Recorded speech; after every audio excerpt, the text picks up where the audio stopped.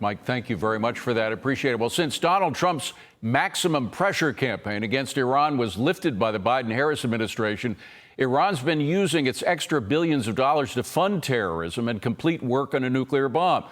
Question now is whether Israel is on its own to do something about this. Let's ask Nir Barkat. He is Israeli Minister of Economy and Industry. Minister, good to see you. Thank you for being here. Before we get to Iran, I just want to ask about Israel itself. How is Israel doing? How is the morale, the economy, day-to-day life? Well, we have hostages in tunnels in Gaza, so it's tough. It's tough to sleep at night knowing that these hostages are treated the way they are. We've heard just the brutal murder of 6 of them just a week ago. We're dealing with monsters. Hamas are Nazis in their behavior. You saw what happened in the atrocities of October 7, and we understand that we will never let this happen again. We have to eliminate Hamas, get them out of the picture, because they're saying they're going to do it again. And they're, by the way, inspired by Iran and by Qatar. These are the heads of the snake. Mind you that we in Israel understand that we have Iran threatening us. They're using proxy strategy with Hezbollah in the north in Lebanon and Hamas in Gaza and other cells of the Muslim Brotherhood. And it's Iran that wants to kick us all out and kill us. They want to bomb. And they use this strategy of proxies to choke Israel. Mm-hmm. And we must hit Iran. Not just us. It's not just our war. It's a global war.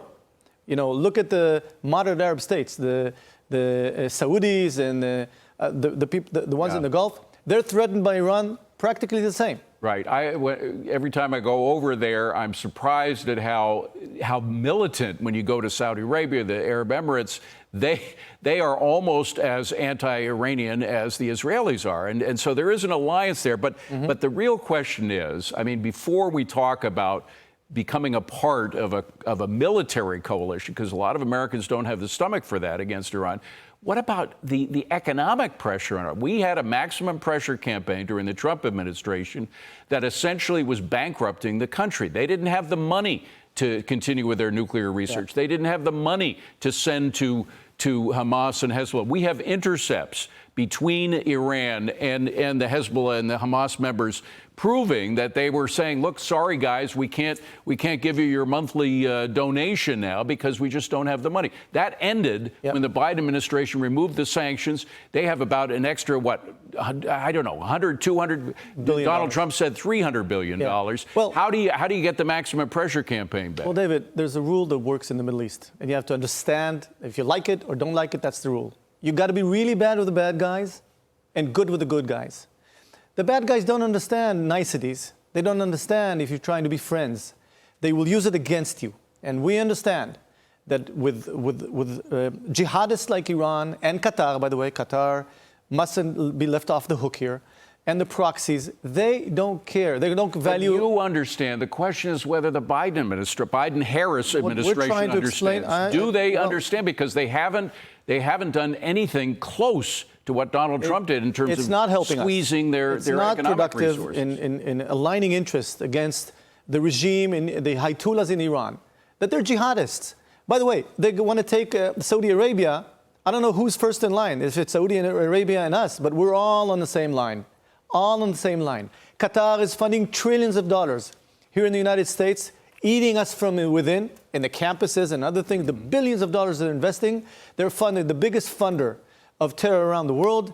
With Iran, their plan is to hit Israel, destroy Israel, take over the Saudis, and from then on, they continue their imperial approach of jihad, promoting jihad all over the world. Let's face it, they can't do that without a nuclear weapon. But the question is how close they are to one. Mike Turner, congressman who has a lot of influence in intel, and he gets intel. Here's what he had to say recently. I think it was back in August about their nuclear program. Roll it. There is a possibility with the advances that have been made under the Biden administration's policy that Iran could, reports are out, that Iran could declare itself a nuclear weapon state by the end of the year. Now, that was a month ago. Is he right, first of all, and would Israel allow that to happen? Do you know that 150,000 rockets aimed at Israel is almost equivalent of atomic bomb? What they have around us to try to choke us with missiles and drones.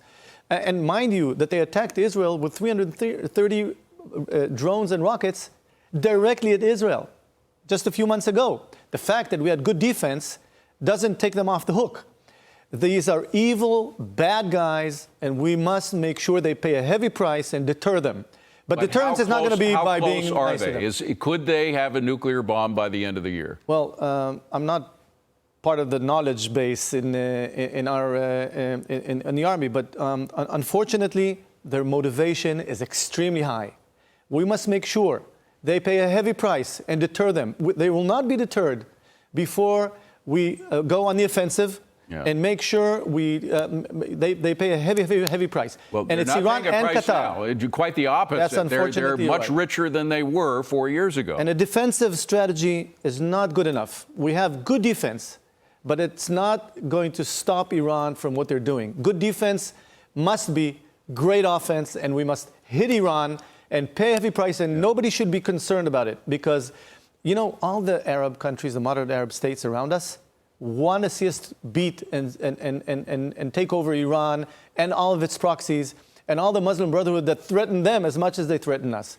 The moderate Arab states are on our side, and we must work together with the United States administration and hit Iran and make sure that they're... You may have a different administration to deal with in January, but very quickly, we've got to run. But do you think that even the Harris-Biden administration is at least willing to listen to your attempts to go back to maximum pressure, or have you given up in their ability to understand that? Now, we have to be bipartisan, and I've been demonstrating and proposing to go to the Palestinian Emirate model, which is a different, better model than a two-state solution.